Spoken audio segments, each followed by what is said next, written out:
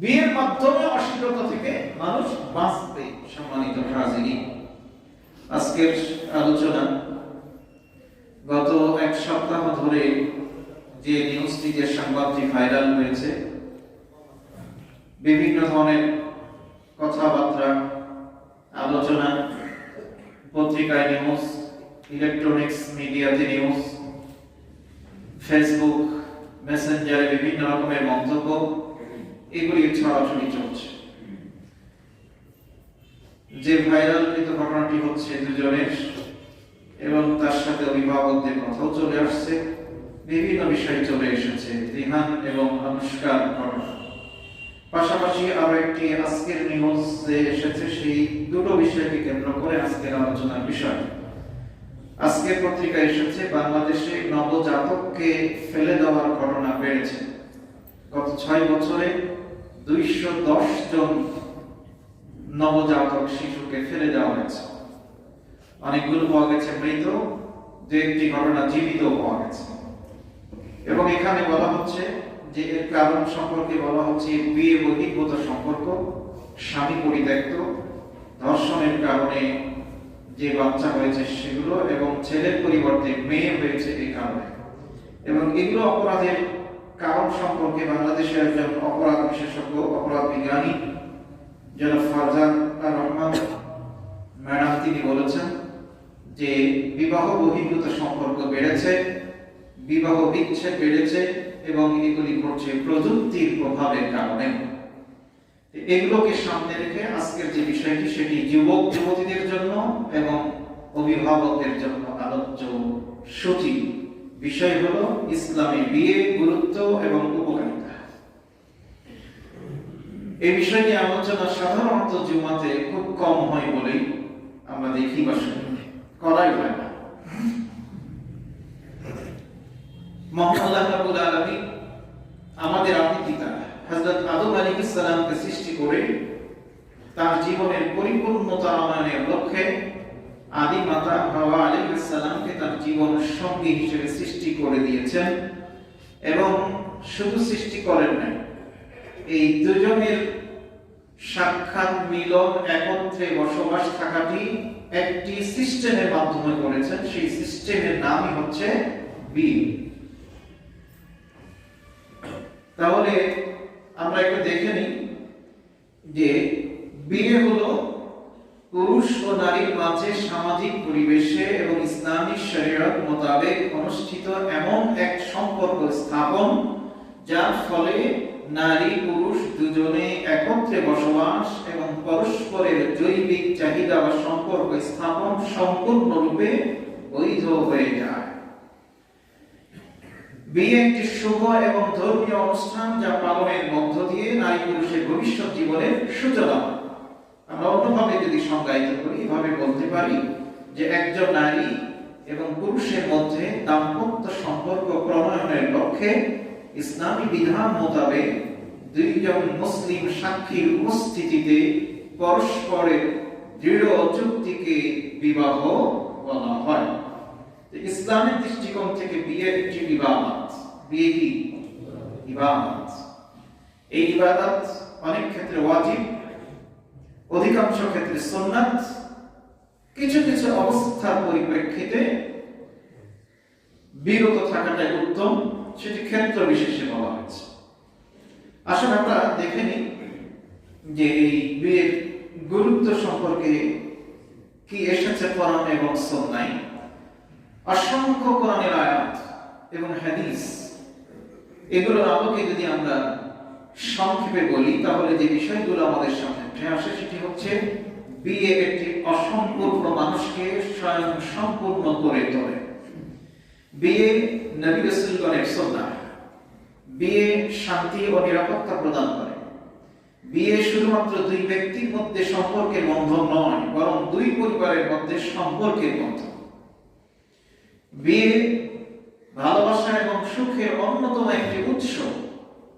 জান্নাতি পরিবার গঠনের মূল ভিত্তি, বিশ্ব প্রকৃতির শাশ্বত রূপ। আসুন আমরা দেখি এই বিষয়ে কোরআন এবং হাদিসে কি বলা হচ্ছে। খুব সংক্ষেপে দুই একটি আমরা দেখব ইনশাআল্লাহ। আল্লাহ রাব্বুল আলামিন কোরআনুল কারীমে ঘোষণা দিচ্ছেন ওয়ালাকাদ আরসালনা রাসূলাম মিন ক্বাবলিকা ওয়াজআলনা লাকুম আজওয়াজান ওয়া যুররিয়া। রাব্বুল আলামিন বলেন, হে নবী, তোমার পূর্বে আমি অনেক নবী এবং রাসূল প্রেরণ করেছি, পাঠিয়েছি এবং তাদের জন্য স্ত্রী ও সন্তানের ব্যবস্থা করে দিয়েছি। বলুন সুবহানাল্লাহ।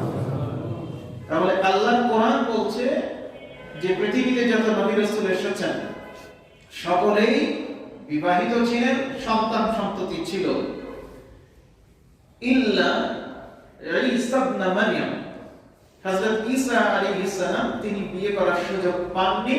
তবে হাদিসের বর্ণনা এবং তাফসীরের যে বর্ণনাগুলো সেগুলো থেকে আমরা জানতে পারি যে তিনি যেহেতু জীবিত আছেন, আল্লাহ তাআলা জীবিত অবস্থায় সশরীরে উঠিয়ে নিয়েছেন ফেরেশতাদের মাধ্যমে, তিনি আবার আসবেন, আসার পরে সারা পৃথিবীতে ইসলামী খেলাফত প্রতিষ্ঠিত হবে, তার নেতৃত্বে তিনি বিয়ে করবেন, সন্তানাদিও হবে। সুবহানাল্লাহ। তাহলে দেখা গেল কোন নবী রাসূল বিয়ের বাইরে ছিলেন না। এরপরে কোরআনুল কারীমে আল্লাহ তাআলা অন্য সূরাতে বলছেন, অন্য আয়াতে রাব্বুল আলামিনের ঘোষণা ওয়াআনকিহুল আয়ামা মিনকুম ওয়াস-সালিহিনা মিন ইবাদিকুম। সূরা নূরের 32 নম্বর আয়াতে রাব্বুল আলামিন জানাচ্ছেন যে তোমরা বিয়ে দাও তোমাদের এমন সব ছেলে মেয়েদের যাদের স্বামী নেই, স্ত্রী নেই, অর্থাৎ অবিবাহিত যারা, তাদের বিয়ে দাও, এবং বিয়ে দাও তোমাদের দাস দাসীদের মধ্যে যারা বিয়ের যোগ্য হয়েছে তাদেরকেও বিয়ে দাও। তাহলে নির্দেশ কে দিচ্ছেন? আল্লাহ তাআলার নির্দেশ। অন্য জায়গায় অন্য আয়াত যদি আমরা দেখি তাহলে সেখানে আল্লাহ তাআলা সূরা রুমের 21 নম্বর আয়াতে বলেছেন যে আল্লাহ তাআলার নিদর্শন সমূহের একটি নিদর্শন হচ্ছে যে আল্লাহ বলছেন যে তোমাদের মধ্য থেকে তোমাদের জোড়া আমি আল্লাহ তাআলা সৃষ্টি করেছি। সুবহানাল্লাহ। তোমাদের মধ্যে পারস্পরিক ভালোবাসা এবং দয়া প্রবিষ্ট করে দিয়েছেন, একে অপরের কাছ থেকে তোমরা প্রশান্তি লাভ করতে পারবে। সুবহানাল্লাহ। হাদিসের দিকে যদি আমরা দেখি তাহলে দেখব হযরতে ওসমান ইবনে মাযউন রাদিয়াল্লাহু তাআলা আনহু তার একটি ঘটনা বর্ণিত হয়েছে মিশকাত শরীফের মধ্যে এটি এসেছে। তিনি একাগ্র চিত্তে দিন রাত আল্লাহর ইবাদতে মশগুল হওয়ার জন্য নারী সংস্রব পরিত্যাগ করেন এবং যৌন যাতনা থেকে চিরমুক্তি লাভের উদ্দেশ্যে তিনি নপুংসক হয়ে যাওয়ার সংকল্প ব্যক্ত করলেন। ছাগল বকরি যেমন ওই যে খাসি করা হয়, তো এইরকম উনি ইচ্ছা করলেন যে আমার এই চাহিদাই যেন না থাকে, আমি নপুংসক হতে চাই। তিনি আল্লাহ রাসূলের কাছে অনুমতি চাইলেন। সাহাবায়ে কেরামের নিয়ম ছিল যে কোনো বিষয়ে রাসূলুল্লাহ সাল্লাল্লাহু আলাইহি ওয়াসাল্লামকে জানাতেন, বলতেন, পারমিশন চাইতেন। আল্লাহ রাসূল সাল্লাল্লাহু আলাইহি ওয়াসাল্লাম জানার সঙ্গে সঙ্গে তিনি তার মনোভাব প্রত্যাখ্যান করলেন এবং নিষেধাজ্ঞা আরোপ করলেন। ফলে হযরত ওসমান ইবনে মাযউন তিনি তার সংকল্প থেকে ফিরে আসলেন, তিনি রাসূলের সুন্নাহ অনুযায়ী জীবন যাপন করতে শুরু করলেন। সুবহানাল্লাহ। এক ব্যক্তি নবী করিম সাল্লাল্লাহু আলাইহি ওয়াসাল্লাম তিনজন ব্যক্তির কথা হাদিসে বর্ণনা এসেছে। রাসূলের দৌলতখানায় এসে আল্লাহ রাসূলের সহধর্মী উম্মাহাতুল মুমিনিনদের কাছে রাসূলের ইবাদত সম্পর্কে জানতে চাইলেন। জানার পরে একজন মন্তব্য করলেন যে যার সমস্ত গুনাহ খাতা মাফ, তার ইবাদত বন্দেগী যদি এই হয় তাহলে আমরা কোথায়? সুতরাং প্রথম ব্যক্তি বললেন যে আমি সারা রাত নামাজ পড়ব, ঘুমাবই না। দ্বিতীয়জন বললেন যে আমি দিনে সর্বদা রোজা রাখবো, রোজা ছাড়বই না। তৃতীয়জন বললেন যে আমি বিয়ে শাদী করব না, শুধু ইবাদত বন্দেগীতেই কাটাবো। এই তিনজনের কথা রাসূল ঘর থেকে শুনলেন। বেরিয়ে এসে রাসূল করিম সাল্লাল্লাহু আলাইহি ওয়াসাল্লাম ওদেরকে লক্ষ্য করে বলছেন, আনতুমুল লাযিনা কুলতুম কাযা ওয়া কাযা, তোমরাই কি তারা যারা এই কথা বলেছো? এরপরে আল্লাহ রাসূল বললেন যে ওয়াল্লাহি, আল্লাহর শপথ, ইন্নী লা আখশাকুম লিল্লাহি, নিশ্চয় আমি তোমাদের মধ্যে আল্লাহকে সবচেয়ে বেশি ভয় করি। সুবহানাল্লাহ। সবচেয়ে বেশি ভয় করতেন কে? আল্লাহ রাসূল। ওয়া আতকাকুম লাহু, আল্লাহকে বেশি ভয় করি এবং আমার মধ্যে তোমাদের চাইতে সবচেয়ে বেশি তাকওয়া রাসূলের মধ্যে।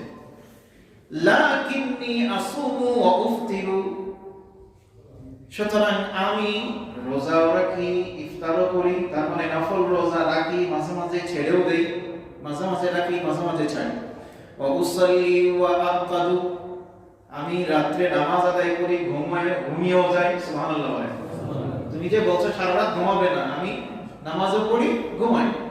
ওয়া আতাযাওয়াজুন নিসা, আমি রাসূল বিয়েও করেছি। সুবহানাল্লাহ বলবেন না? এরপরে রাসূল বলেন ফামান রাগিবা আন সুন্নতি ফালাইসা মিন্নি, অতএব তোমরা শুনে রাখো, আমার সুন্নতের খেলাফ যে করবে সে আমার উম্মত নয়। কত বড় সাংঘাতিক কথা! তাহলে যদি কেউ সিদ্ধান্ত গ্রহণ করে যে আমি চিরকুমার থাকবো, রাসূলের উম্মত থেকে কি এই হাদিস অনুযায়ী খারিজ। রাসূলের সুন্নাহ আমাদের ফলো করতে হবে। তো এইভাবে করে আমরা অনেক বর্ণনা হাদিসের মধ্যে পাই। হযরত আবু যর রাদিয়াল্লাহু তাআলা বর্ণনা করেন, ওকাফ ইবনে বিশর তামিমি রাদিয়াল্লাহু তাআলা আল্লাহ রাসূলের দরবারে উপস্থিত হলেন। আল্লাহ রাসূল তাকে জিজ্ঞেস করলেন, ওকাফ তোমার কি স্ত্রী আছে? হযরত ওকাফ জবাব দিলেন না। আল্লাহ রাসূল বললেন, উত্তর শোনার পরে বলছেন, তুমি যদি সক্ষম এবং সচ্ছল হয়েও বিয়ে ত্যাগ করো তাহলে তুমি শয়তানের ভাইয়ে পরিণত হবে। নাউযুবিল্লাহ। অতঃপর রাসূল তাকে বিয়ের ব্যবস্থা করে দিলেন। সুবহানাল্লাহ। তাহলে কত গুরুত্বপূর্ণ এটি আমরা খুব সহজেই বুঝতে পারছি। হযরত আব্দুল্লাহ ইবনে মাসউদ রাদিয়াল্লাহু তাআলা আনহু বর্ণিত যে হাদিস, তিনি বলেন, আমরা নবী করিম সাল্লাল্লাহু আলাইহি ওয়াসাল্লামের সাথে কিছু যুবক ছিলাম, কিছু যুবক রাসূলের সাথে ছিলাম, আমাদের কিছুই ছিল না, নিঃস্ব। তখন আল্লাহ রাসূল বললেন, ওই যে হাদিসটা যুবকদের সম্পর্কে রাসূলের যে হাদিস, সেটি বর্ণনা এখানে আসতেছে। আল্লাহ রাসূল বলেন, হে যুবকেরা, ও হে যুবক সমাজ, ইয়া মা'শারাশ শাবাব মান ইসতাতা'a মিনকুমুল বা'আতা ফালইয়াতাযাওয়াজু ফাইন্নাহু আগাদ্দু লিল বাসারি ওয়া আহসানু লিল ফারাজ। ও হে যুবকেরা, তোমরা যদি সামর্থ্যবান হও তাহলে অবশ্যই তোমরা বিয়ে করা তোমাদের উচিত, কারণ বিয়ের দ্বারা কি হয়? ফাইন্নাহু আগাদ্দু লিল বাসারি, বিয়ের কারণে দৃষ্টি অবনত হয়, ওয়া আহসানু লিল ফারাজি, লজ্জাস্থান হেফাজত হয়, চরিত্রের সংরক্ষণ হয়। বলুন সুবহানাল্লাহ। এরপরে রাসূল বললেন, ওয়া মান লাম ইয়াস্তাতি ফাআলাইহি বিস-সাওমি ফাইন্নাহু লাহু ওয়াজাউন আও বিজাউন, যদি তুমি সমর্থবান না হও তাহলে তুমি রোজা রাখো। এই হলো হাদিস। এখন আসেন আমরা একটু দেখব যে এই যে কোরআন এবং হাদিসে যে কথাগুলো বলা হলো, ফিকহবিদদের দৃষ্টিকোণ থেকে বিয়ে সম্পর্কে কি বলা হচ্ছে। কোন কোন আলিমের মধ্যে বিয়ে করা হচ্ছে ওয়াজিব এবং দলিলও আছে, আর সাধারণভাবে সর্ব অবস্থায় সাধারণভাবে হচ্ছে সুন্নাত, কারো কারো ক্ষেত্রে ফরজ। অর্থাৎ যার জৈবিক চাহিদা কি বলে যে সীমা অতিক্রম করে যাচ্ছে, শরীয়তের বিধান লঙ্ঘন হয়ে যাওয়ার শঙ্কা যাদের আছে, সমর্থবান এইরকম যুবক বা যুবতীদের বিয়ে দেওয়া ওই মুহূর্তে যেন ফরজ। আর যে শারীরিক দিক থেকে অক্ষম, খুব ভালো করে বুঝবেন, বেশি ব্যাখ্যার দরকার নাই, শারীরিক দিক থেকে অক্ষম অর্থাৎ জৈবিক চাহিদা পূরণ, স্ত্রীর যে চাহিদা সেটি ছেলে পূরণ করতে অক্ষম, এক কথা অন্য ভাষায় যদি আমি বলি নপুংসক, এদের ক্ষেত্রে শুধুমাত্র শর্ত সাপেক্ষে বিয়ে থেকে বিরত থাকার কথা বলা আছে। কিন্তু বাকি কোনো সমস্যা না থাকলে, ইভেন আমরা যে সমস্যাটাকে এখন মনে করি যে বিয়ে শাদীর প্রসঙ্গ উঠলেই এক নম্বর হচ্ছে বয়স হয়নি, দুই নম্বর হচ্ছে এস্টাবলিশ আগে হব, তারপরে ছেলে আমার প্রতিষ্ঠিত হয়নি, মেয়ে আমার এই পাস করে নাই, এই যে কথাগুলো, সে সম্পর্কে কোরআন হাদিসে কি আছে একটু ক্লিয়ার হওয়া দরকার আছে। কি জানবো তো ইনশাআল্লাহ। তার আগে আসুন আমরা একটু দেখে নিই বিয়ের উদ্দেশ্য কি, কেন বিয়ে করা হয় বা হবে, উদ্দেশ্য কি। বিয়ের উদ্দেশ্য সম্পর্কে কোরআনে এবং হাদিস থেকে যে উদ্দেশ্যগুলো আমরা জানতে পারি সেটি হচ্ছে এক নম্বর উদ্দেশ্য হলো, প্রথম উদ্দেশ্য হচ্ছে স্বীয় নৈতিক চরিত্র পবিত্র পরিচ্ছন্ন ও কলুষ মুক্ত রাখা। এক নম্বর উদ্দেশ্য। আল্লাহ তাআলা কোরআনে বলছেন, ওয়া উহিল্লা লাকুম মা ওয়ারা'a যালিকুম আন তাবতাগু বিআমওয়ালিকুম মুহসিনিনা গায়রা মুসফিহিন। সূরা নিসার মধ্যে আল্লাহ বলেন যে মুহাররম মেয়েরা ছাড়া, অর্থাৎ যে 14 প্রকারের এবং ক্ষেত্র বিশেষে আরো দেখবেন বাড়ে কমে বেড়ে যায়, যাদের সাথে বিয়ে হারাম, এই জাতীয় নারী ব্যতীত আল্লাহ তাআলা বলেন যাদের সাথে বিয়ে করা হালাল, এদের মধ্য থেকে তোমরা বিয়ে করো, এই উদ্দেশ্যে যে তোমরা তোমাদের ধন মালের বিনিময়ে তাদের লাভ করতে চাইবে, নিজেদের চরিত্র দুর্জয় দুর্গের মতো সুরক্ষিত রেখে এবং বন্ধনহীন অবাধ যৌন চর্চা থেকে মুক্ত থাকার জন্য। সুবহানাল্লাহ। তাহলে বিয়ের উদ্দেশ্য এই আয়াত থেকে কি পেলাম? সম্পদ ব্যয় অর্থাৎ মোহর না দেয়। আরেকটা এই আয়াত থেকে যেগুলো পাচ্ছি সেটি হচ্ছে যে মুহসিনিনা, দুর্গের মধ্যে সুরক্ষিত থাকা অর্থাৎ চরিত্রের সংরক্ষণ, আর গায়রা মুসফিহিন, অবাধ যে যৌনাচার এর থেকে মুক্ত থাকা। তাহলে আজকে এই যে এক সপ্তাহ ধরে যে ভাইরালটা সংবাদটা, যদি বৈবাহিক ব্যবস্থাপনা থাকতো তাহলে এইরকম কি শোনা যেত? বলেন। অথচ বলা হচ্ছে যে সবাই জানে এত মাস থেকে এত বছর ধরে সম্পর্ক, কোনো সমস্যা নাই, উভয় সম্মতি বলে নো প্রবলেম। জেনাবে বিচারের রাস্তা বেড়ে যাচ্ছে, অথচ কোরআন বলছে যে এই থেকে মুক্ত থাকার জন্য বিয়ের মাধ্যমে অশ্লীলতা থেকে মানুষ বাঁচবে। এরপরে দ্বিতীয় যে উদ্দেশ্য, বিয়ের দ্বিতীয় উদ্দেশ্য হচ্ছে নারী পুরুষের হৃদয়াভ্যন্তরস্থ অন্তরের ভেতরে স্বাভাবিক প্রেম প্রীতি ভালোবাসার দাবি পূরণ এবং আল্লাহ কর্তৃক আল্লাহ যে দিয়েছেন সৃষ্টিগতভাবে জৈবিক চাহিদা, এটি পরিতৃপ্তি এবং স্থিতি বিধান। সুবহানাল্লাহ। ওয়া মিন আয়াতিহি আন খালাকা লাকুম মিন আনফুসিকুম আজওয়াজান লিতাসকুনু ইলাইহা ওয়া জাআলা বাইনাকুম মাওয়াদ্দাতান ওয়া রাহমা। রব্বুল আলামিন বলেন, আল্লাহর একটি বড় নিদর্শন হলো এই, তিনি তোমাদের মধ্য থেকে জুড়ি গ্রহণের ব্যবস্থা করে দিয়েছেন যেন তোমরা সেই জুড়ির কাছ থেকে পরম পরিতৃপ্তি লাভ করতে পারো। সুবহানাল্লাহ। আর তোমাদের মাঝে তিনি প্রেম ভালোবাসা দরদ মায়া প্রীতি প্রণয় এগুলি সৃষ্টি করে দিয়েছেন। পারস্পরিক ভালোবাসা প্রণয় এটা একমাত্র হতে পারে বিয়ের মাধ্যমে। আর বিয়ে ছাড়া যতই আমরা বলি যে আমাদের পবিত্র ভালোবাসা কেউ রুখতে পারবে না, এই যুবকেরা শোনা যায় না, যতই পবিত্র পবিত্র বলতে বলতে মুখে ফেনা তুলে দাও না কেন, সেখানে পবিত্র তো নয়, সেটি অপবিত্র শয়তানের কাজ। এবং ওই ভালোবাসার মধ্যে আসল ভালোবাসা তৈরি হয় না, 2 দিন পরে চেঞ্জ, ঠিক না বেটি? পাল্টাতেই ঠুনকো, ওই ভালোবাসা ঠুনকো। কিন্তু বিয়ের মাধ্যমে যে ভালোবাসা সেটাই হচ্ছে আসল ভালোবাসা। আল্লাহ তাআলা দ্বিতীয় উদ্দেশ্য বলছেন যে পারস্পরিক ভালোবাসা একে অপরের মাধ্যমে পরিতৃপ্তি লাভ। 3 নম্বর উদ্দেশ্য সম্পর্কে বলা হচ্ছে যে কোরআনের, এগুলো কোরআন থেকে আমি বলছি, তৃতীয় উদ্দেশ্য হলো সন্তান লাভ, বংশ রক্ষা। মাকাসিদুশ শরিয়া, শরিয়ার উদ্দেশ্য আছে 5টি, তার মধ্যে একটি হচ্ছে বংশের সংরক্ষণ। বংশ সংরক্ষণ করা একমাত্র শুধুমাত্র কেবলমাত্র বিয়ের মাধ্যমে সম্ভব, ঠিক কি না বলেন?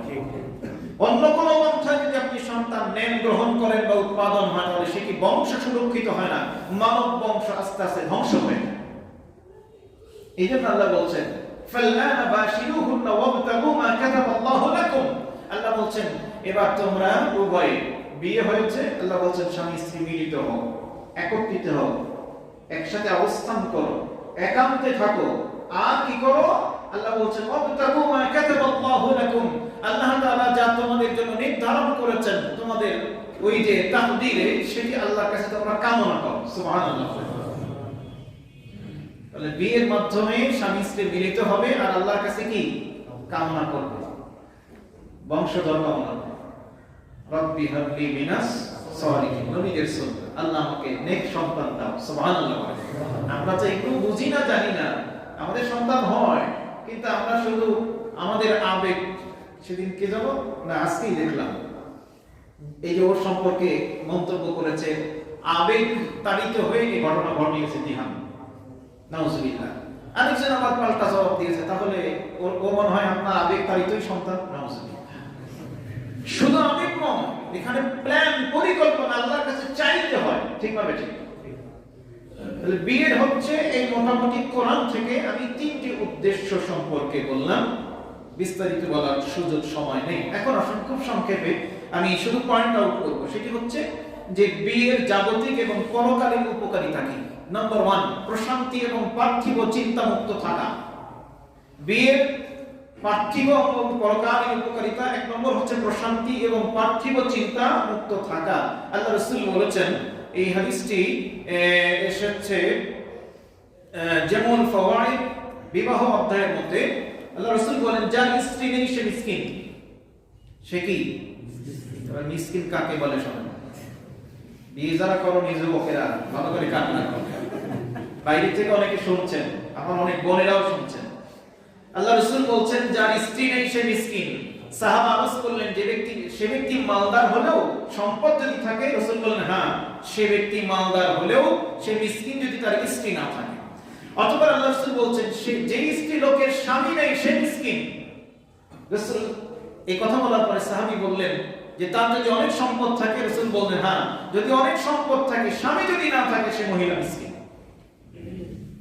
তাহলে কি বোঝা গেল? সম্পদের উপকারিতা, প্রশান্তি, পার্থিব চিন্তা মুক্ত থাকা। পুরুষের ভাগ্যে জোটে না যার স্ত্রী নেই, সে নারীর ভাগ্যেও জোটে না যার স্বামী নেই। বাস্তব অভিজ্ঞতা থেকেও এটি জানা যায় যে বিয়েতে জাগতিক এবং পরকালীন অনেক উপকারিতা কি আছে না নেই? নম্বর 1।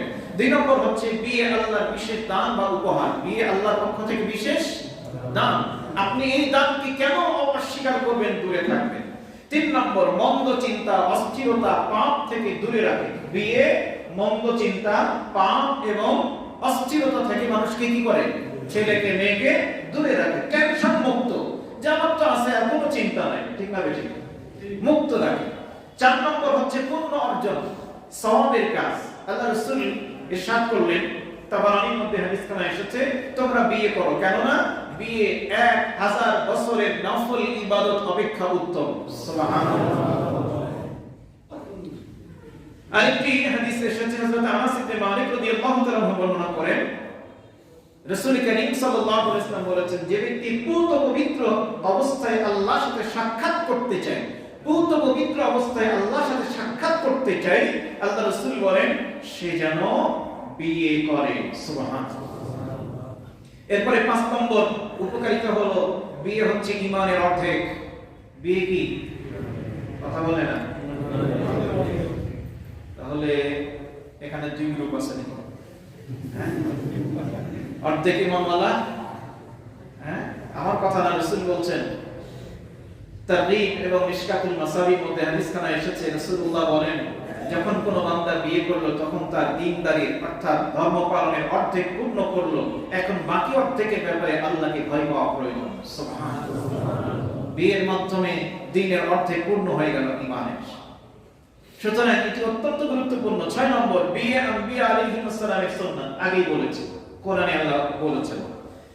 হাদিসের মধ্যে এসেছে আল্লাহ রাসূলের আরেকটি কথা, নবীজি সাল্লাল্লাহু আলাইহি ওয়াসাল্লাম বলেন যে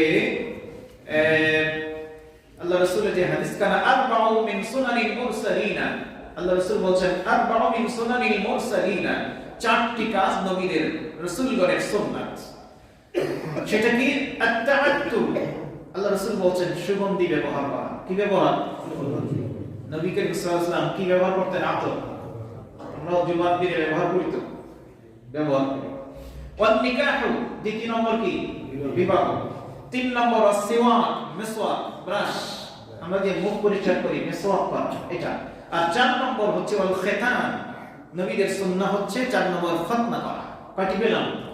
এই 4 এর মধ্যে বিবাহ আছে। 7 নম্বর হচ্ছে একে অপরের কল্যাণকামী হয়, বিবাহের মাধ্যমে একে অপরের কি হয়? কল্যাণকামী হয়।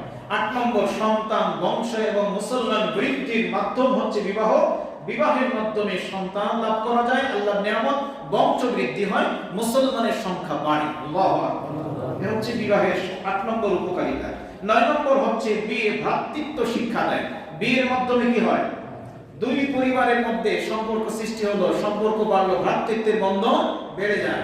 9 নম্বর বৈজ্ঞানিক উপকারিতা। এবার আসুন, শুধু ধর্মীয় সামাজিক দৃষ্টিকোণ থেকে নেই, বৈজ্ঞানিক দৃষ্টিকোণ থেকেও এর উপকারিতা। হার্ভার্ড হেলথ পাবলিকেশন আমেরিকা, এরা বলছে, একটা সমীক্ষা চালিয়েছে, 1,27,545 জন মানুষের উপরে সমীক্ষা চালিয়েছিল। তো এই সমীক্ষা চালিয়ে তারা বলেছে যে বিবাহিত পুরুষেরা অবিবাহিত পুরুষের চেয়ে বেশি স্বাস্থ্যবান, মানে সুস্থ থাকে এবং বেশি দিন বাঁচে। সুবহানাল্লাহ। বিগত 150 বছরে গবেষণায় দেখা গেছে যে বিবাহ স্বাস্থ্যের জন্য খুবই উপকারী। বিজ্ঞান বলছে, জাপানের বিজ্ঞানীদের মতে যে সমস্ত লোকেরা কখনোই বিয়ে করেনি তাদের ক্ষেত্রে কার্ডিওভাস্কুলার রোগ, হৃদরোগ এর সম্ভাবনা অন্যান্য বিবাহিত মানুষের চেয়ে 3 গুণ বেশি। তাহলে সায়েন্টিফিক দিক থেকেও আমরা উপকারিতা পেলাম। 10 নম্বর, বিয়ের মাধ্যমে সচ্ছলতা আসে। বিয়ের মাধ্যমে কি হয়? আমি প্রতিষ্ঠিত হইনি, বিয়ে করব না, কিন্তু কোরআন বলছে বিয়ে করো, আল্লাহ বলছেন আমি অভাব দূর করব। এক মহিলা রাসূলের কাছে এসে বললেন, পেশ করলেন, রাসূলের জন্য ওয়াকফ করলেন, মানে রাসূলকে বিয়ে করতে চান। আল্লাহ রাসূল বলছেন আমার তো নারীর প্রয়োজন নেই। সুবহানাল্লাহ বললেন না? মেয়েটি ওখানে বসে গেলেন, মন খারাপ করে বসে গেলেন। আল্লাহ রাসূল বেশ কিছুক্ষণ পর আসেন, মেয়েটি বসে আছে, এক যুবক রাসূলের সাহাবী এসে বলছেন, ইয়া রাসূলুল্লাহ আপনার তো প্রয়োজন নেই, কিন্তু আমার প্রয়োজন আছে, কিন্তু আমি তো বলতে পারি না, আর আমার তেমন সম্পদও নেই। আল্লাহ রাসূল সাল্লাল্লাহু আলাইহি ওয়াসাল্লাম বলছেন তুমি কিছু নাই তোমার কাছে? না, কিচ্ছু নাই। একটা আংটিও কি নাই? কয় তাও নাই। লোহার আংটির তো দাম নাই নাকি? এটাও কি নাই? প্রয়োজনে তুমি বাসায় যাও, তোমার আত্মীয় স্বজনের কাছ থেকে কিছু সংগ্রহ করতে পারবে না, তাও দেবে। কয় তাও নাই। গেলেন তিনি, যাওয়ার পরে ফিরে এসে বলেন আমার পরনের এইটা ছাড়া, পরনে একটা লুঙ্গি চাদরের মতো, এটা ছাড়া কিচ্ছু আমার নাই। আল্লাহু আকবার, এত গরীব। রাসূল করিম সাল্লাল্লাহু আলাইহি ওয়াসাল্লাম বলছেন তুমি কোরআনের কতটুকু তুমি জানো, কি কি মুখস্থ আছে? সাহাবী তখন বলেন আমার এই সূরা এই মুখস্থ আছে। আল্লাহ রাসূল বলেন ঠিক আছে যাও, এই মেয়ের সাথে আমি তোমাকে বিয়ে দিলাম, এই শর্তে তোমার যা মুখস্থ আছে এগুলি তাকে তুমি শেখাবে, এটাই তোমার দেন। সুবহানাল্লাহ। তাহলে অভাবী গরীব সাহাবীকে বিয়ে দিয়েছেন কে? আল্লাহ রাসূল। আজকে আমরা বলি যে অভাব, আমি নিজেই চলতে পারি না, আরেকজনকে চালাবো কেমনে? হাদিস, আল্লাহ রাসূলের হাদিস, রাসূল বলছেন যে তোমার ঘরে আসবে সে সম্পদ রিজিক সেই নিজে নিয়ে আসে, তুমি কিন্তু তার রিজিকের ব্যবস্থা করো না। রিজিকের মালিক কে? আল্লাহ। সুতরাং খেতে দিতে পারবো না, বয়স হয়নি আমার, এই সব চিন্তা থেকে আমাদের বেরিয়ে আসা দরকার। এই সব চিন্তার কারণে যত বিলম্ব হচ্ছে তত আজকে জেনারেল বিচারের রাস্তা উন্মুক্ত হচ্ছে, অশ্লীলতা বেড়ে যাচ্ছে, অশান্তি বেড়ে যাচ্ছে, ঠিক কি না বলেন? সুতরাং এর থেকে আমাদের বেরিয়ে আসা দরকার। এখানে রাসূল করিম সাল্লাল্লাহু আলাইহি ওয়াসাল্লামের আরেকটি হাদিস শুনিয়ে দিই। আল্লাহ রাসূল বলছেন সালাতুন হাত্তা আল্লাহি আউনুহুম আল মাকাতিবু আল্লাযী ইউরিদুল আদাআ। আল্লাহ রাসূল সাল্লাল্লাহু আলাইহি ওয়াসাল্লাম বলেন 3 ব্যক্তিকে সাহায্য করা আল্লাহর জন্য কর্তব্য হয়ে পড়ে। সুবহানাল্লাহ। 3 ধরনের ব্যক্তিকে সাহায্য করা কার কর্তব্য? আল্লাহ। নাম্বার 1 আল মাকাতিবু আল্লাযী ইউরিদুল আদাআ, ওই গোলাম দাস যে মুক্ত হতে চায়, এই দাসকে সাহায্য করা আল্লাহর জন্য কর্তব্য হয়ে পড়ে। দ্বিতীয় নম্বর ওয়ান্নাকাহুল্লাযী ইউরিদুল আফাফা, সেই ব্যক্তিকে যে বিয়ে করতে চায় নিজের নৈতিক পবিত্রতা রক্ষা করার জন্য, চরিত্র সংরক্ষণের জন্য যে বিয়ে করতে চায়, এই ব্যক্তিকে সাহায্য করা আল্লাহর জন্য কর্তব্য, দায়িত্ব হয়ে যায়। সুবহানাল্লাহ। ইউগনিহুমুল্লাহু মিন ফাদলিহি, আল্লাহ কোরআনে বলছেন বিয়ে করো, আমি আল্লাহ আমার অনুগ্রহ দিয়ে তোমার অভাব দূর করে দেব। আল্লাহ রাসূলের সাহাবী অভাবী গরীব এসে বলেন বিয়ে করো। রাসূলের কাছে আসলে অভাব দূর হয় না, রাসূল বলেন বিয়ে করো। বিয়ে করলেন, কিছুদিন পর আবার এসে বলছেন অভাব তো দূর হয়নি, রাসূল বলছেন আরেকটা বিয়ে করো। এভাবে করে আল্লাহ রাসূল এই সাহাবীকে 4টা বিয়ে দিলেন। কয়টা? 4 নম্বর স্ত্রী এমন ছিল, সে হাতের কাজ জানতো, কুটির শিল্প আমরা বলি। তো এই কাজগুলো সে জেনে কি করলো, আরো যে 3 জন আছে তাদেরকে নিয়ে ট্রেনিং দিল, বোনের আসো। 3 জনকে ট্রেনিং দিয়ে 4 জনে মিলে কাজ শুরু করলো। আল্লাহ এমন বরকত দিলেন, অল্প সময় ব্যবধানে আল্লাহ বরকতে ভরপুর করে দিলেন। সুবহানাল্লাহ। এর মানে এই না যে আমার মাসে বলে এই 3-4টা বিয়ে করবেন, এটা একটা উদাহরণ। এটা উদাহরণ কেন? ওই যে কাজের দৃষ্টিকোণ থেকে মেয়েটি কাজ জানে যে সেটা বোঝানোর জন্য এটি বলা। আল্লাহ রাসূল কি করেছেন? রাসূল তো সবকিছু জানতেন, বুঝতেন। তো সম্মানিত হাজিরিন, যুবক ভাইরা, তাহলে বিয়ের ক্ষেত্রে এই যে ভীতি আমাদের মধ্যে, এটা প্রথমত দূর করতে হবে। পরিশেষে এই যে কথাটি বলবো সেটি হচ্ছে এই, যেহেতু সময় নেই, দরিদ্র বিয়ের ব্যাপারে বাধা নয়। শেষের যে কথা সেটা হচ্ছে ছেলে মেয়েদের ব্যাপারে। এখন অনেকেই বলবে যে আমরা তো করতে চাই, বাবা মা তো দিতে চায় না। বাস্তব কথা। এবার বাবা মায়ের জন্য রাসূলের হাদিস শোনায় দেই, একটু শুনেন। মান ওয়ালাদা লাহু ওয়ালাদুন ফালইউহসিন ইসমাহু ওয়া আদদাবাহু ফাইযা বালাগা ফালইউযাওবিজহু ফাইন বালাগা ওয়া লাম ইউযাওবিজহু ফাআসাবা ইথমান ফাইন্নামা ইথমুহু আলা আবিহি। নাউযুবিল্লাহ। বাইহাকির মধ্যে হাদিসখানা এসেছে, রাহমাতাল লিল আলামিন বলছেন, যার কোনো সন্তান জন্মগ্রহণ করবে তার উচিত তার জন্য ভালো নাম রাখা। কি ভালো নাম? দ্বিতীয় নম্বর, তাকে ভালো আদব কায়দা শিক্ষা দেয়া। আর 3 নম্বর কাজ হলো ফাইদা বালাগা ফালইউযাওবিজহু, সে যখন বালেগ যখন হবে তখন তার বিয়ের ব্যবস্থা করা, সে ছেলে হোক অথবা মেয়ে হোক।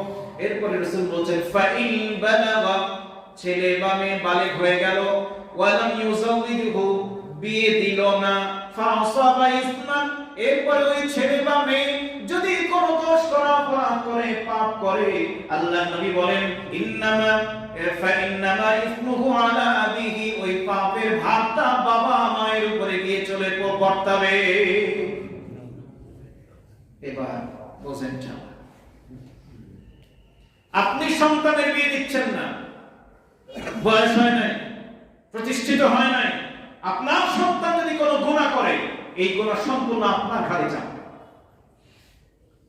আমার ঘাড়ে চাপবে। আমি সন্তানকে যদি ব্যবস্থা না নিই, তাহলে পিতা মাতাদের সতর্ক হওয়া দরকার।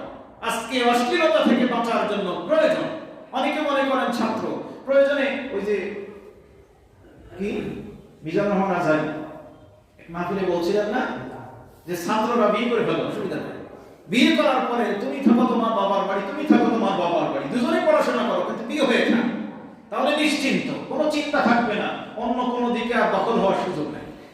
ঠিক না? আমি তো দখল হয়ে আছি, কেউ যদি প্রপোজ করে অসুবিধা না, আমার আছে, গুনাহমুক্ত। কথাটা আসলে যদিও উনি বলেছেন একটু করে, তারপরেও কিন্তু গুরুত্বপূর্ণ কথা। সুতরাং বাবা মায়ের খেয়াল রাখা দরকার যে আমার সন্তানদের কি অবস্থা, বিশেষ করে এই প্রযুক্তির প্রভাবের কারণে। আমি তো মনে করি আগের রাজা বাদশারা, বিভিন্ন বংশের রাজা বাদশারা ছোট থাকতেই ছেলে মেয়েদের বিয়ে দিয়ে দিত নিজেদের মধ্যে, ঠিক না? এক রাজা আরেক রাজা মেয়ের সাথে, এক রাজা মন্ত্রী মেয়ের সাথে, সেপা সালারের সাথে, অমুকের ছেলের সাথে, প্রধানমন্ত্রীর সাথে, ইত্যাদি ইত্যাদি করতো ছোটতে। তাহলে আমার তো মনে হচ্ছে যে এখন এটা আরো বেশি দরকার, কারণ তখন প্রযুক্তি ছিল না। এখন প্রযুক্তির প্রভাবে এখন বাচ্চা কাচ্চাগুলো আমাদের চেয়ে বেশি পেকে যাচ্ছে। আল্লাহ তাআলা আমাদেরকে হেফাজত করুন। সবশেষ কথা হলো যে বিয়ে আমাদের পক্ষ থেকে সহজ করতে হবে, কঠিন করার কোনো সুযোগ নাই।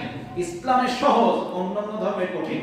হিন্দু ভাইদের বিয়ের আপনারা জানেন, সেখানে কি হয়, নির্দিষ্ট মাসে নির্দিষ্ট চাঁদের লগ্ন হতে হয়, লগ্ন ঠিক যখন ঠিক তখনই তাদের বিয়ে পড়াতে হবে, এবং সেই পর্যন্ত বর এবং কনে দুজনকে উপবাস থাকতে হয়, উপোস থাকতে হয়, বিয়ে পড়ানোর পরে তারপরে খেতে পায়, ঠিক না? যদি কোনো কারণে ওই মুহূর্তে, ওই দিন, ওই সময় লগ্ন পার হয়ে যায়, ওই মাসে আর হবে না, পরের মাসে, ঠিক কিনা? ইহুদিদের ধর্মেও তাই। যিনি পাদ্রী, তিনি একটা নির্দিষ্ট যখন আসার পরে সবার সামনে ঘোষণা করেন, এরপরে বলেন 1 সপ্তাহ সময় দিলাম, এটির ব্যাপারে আপনাদের কারো কোনো কথা আছে কিনা, আপত্তি আছে কিনা আপনারা আগে জানান। তারপরে সবাই যখন বলবে, তারপরে শর্ত দিবেন কিছু, এই শর্তের পরে অমুক দিন আপনি আশা করে নির্দিষ্ট পুস্তকাদি কিতাব নিয়ে কিছু শ্লোক পড়বেন। খ্রিস্টানদের মধ্যে এরকম আছে, ঠিক না? আছে। কিন্তু ইসলামের বিয়ে একদম সহজ। ইসলামে বিয়ে করাকে সহজ করা হয়েছে। ইসলামী শরীয়তে বিয়ে সহজ, জেনা কঠিন। কিন্তু আধুনিক সভ্যতায়, পাশ্চাত্য সভ্যতায় বিয়ে কঠিন, জেনা সহজ। অশান্তি কেন হলো? সুতরাং অশান্তি থেকে বাঁচার জন্য আসুন আমরা ইসলামী শরীয়ত বিধানের দিকে এগিয়ে যাই। আল্লাহ তাআলা আমাদের সকলকে কবুল করুন, হেফাজত করুন।